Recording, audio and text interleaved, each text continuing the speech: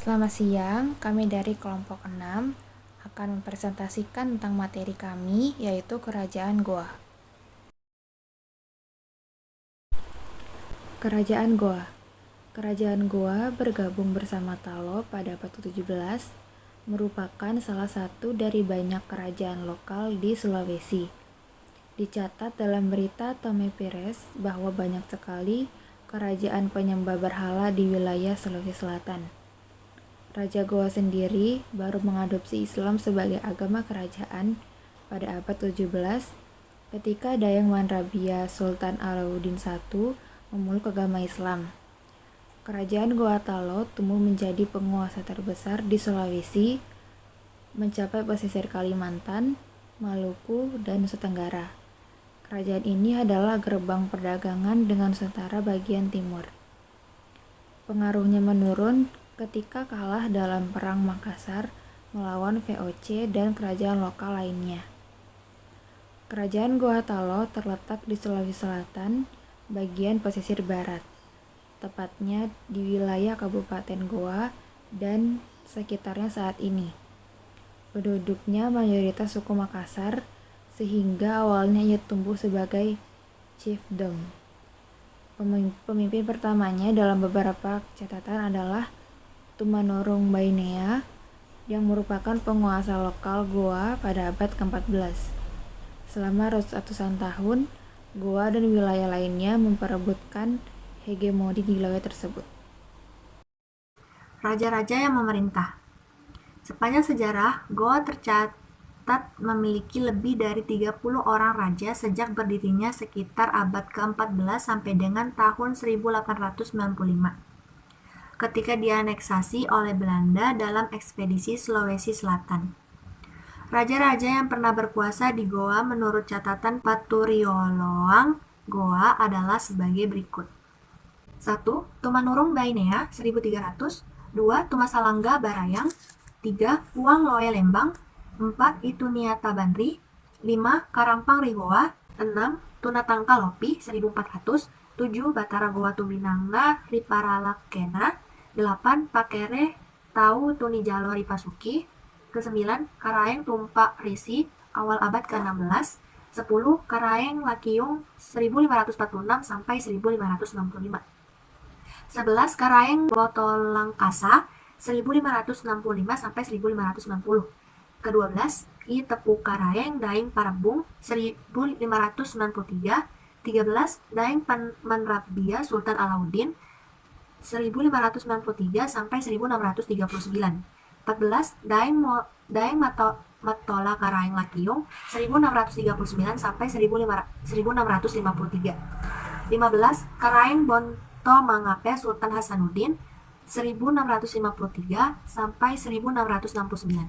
16. Daeng Muraga Sultan Amir Hamzah 1669 sampai 1674. 17.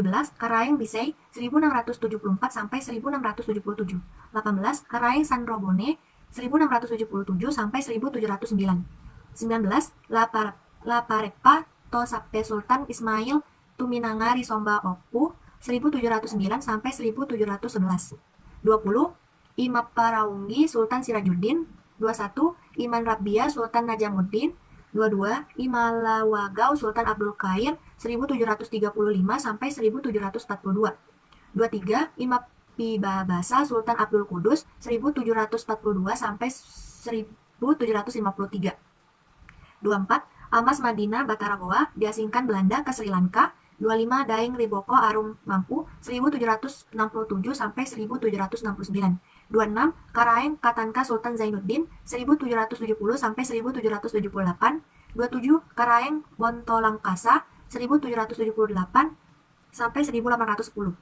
28. Karaeng Lembang Parang 1816 sampai 1825. 29. Karaeng Katangka Tuminanga 1825 sampai 1826.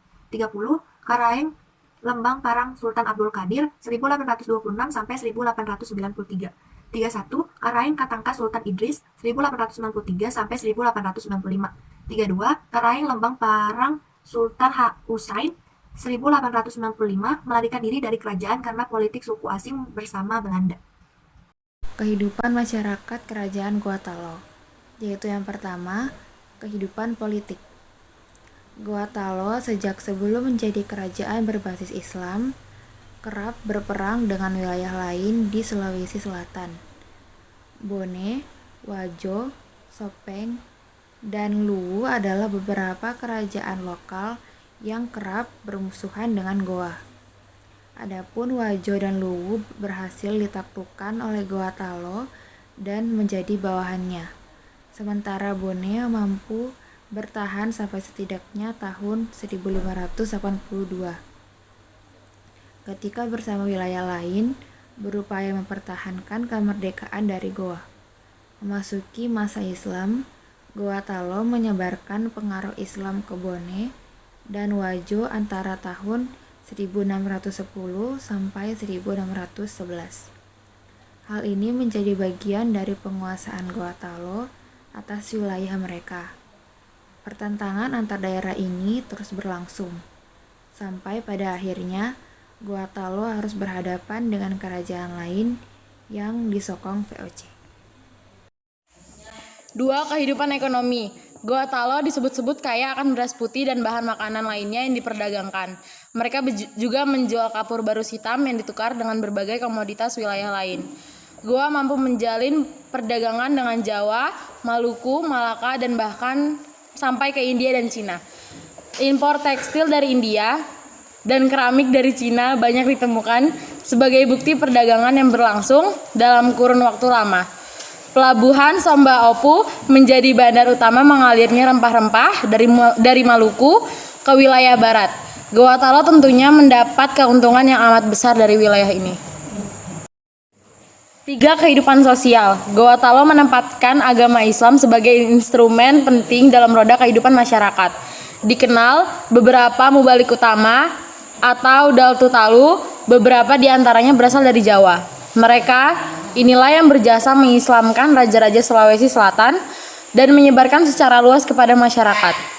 Ajaran Sufisme bahkan sempat berkembang melalui Syekh Yusuf Al-Makassari, meskipun pada akhirnya ia berpindah ke Banten karena tidak disukai elit kerajaan. Masa kejayaan Kerajaan Gorontalo. Sepanjang sejarah perjalanan Kerajaan Goa yang kemudian bergabung menjadi Gorontalo berjaya pada awal sampai pertengahan abad ke-17. Tepatnya ketika Karaeng Gorontalo bersama-sama menganut Islam dan membentuk aliansi untuk mendominasi kawasan.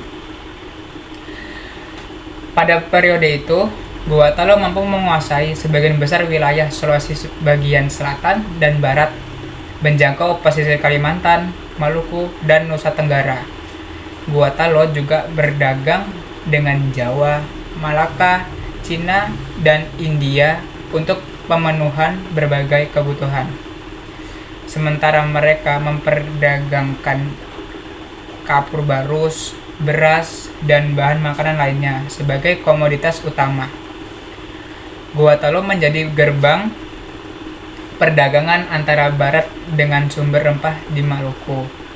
Di sisi lain, kerajaan ini semakin memupuk kebencian dari raja-raja lokal lainnya seperti Wajo dan Bone. Mereka membentuk aliansi memusuhi Gorontalo yang kemudian disambut dengan bantuan dari VOC. Peninggalan Kerajaan Gorontalo. Yang pertama adalah Benteng Somba Opu. Benteng Somba Opu merupakan benteng sekaligus pusat perdagangan atau pelabuhan bagi Gorontalo. Yang kedua adalah Batu Tumanurung atau Palantikan. Situs ini adalah makam bagi beberapa raja-raja Gorontalo, salah satunya Sultan Hasanuddin. Yang terakhir adalah Benteng Ujung Pandang atau Rotterdam. Benteng Ujung Pandang atau Rotterdam adalah instalasi pertahanan Gorontalo di pesisir barat, dibangun pada masa kekuasaan Raja Goa yang ke-9, yaitu Karaeng Lakiung. Runtuhnya Kerajaan Gorontalo. Kemunduran Kerajaan Gorontalo sebagai pemilik dominasi Sulawesi sebenarnya terjadi secara langsung setelah kekalahan Hasanuddin pada 1667 melawan VOC dan Bone. Kekuatannya terus melemah. terlebih karena penetrasi VOC yang semakin kuat di wilayah tersebut. Gorontalo masih dapat bertahan sampai akhir abad ke-19, meskipun dengan kekuasaannya semakin sempit. Pada tahun 1895, pemerintahan kolonial Hindia Belanda mulai gencar melakukan penaklukan di wilayah Sulawesi. Riwayat Gorontalo berakhir ketika Karanglembang Parang Sultan Asywin. Sekian dari kelompok kami. Jika ada kesalahan mohon dimaafkan. Terima kasih.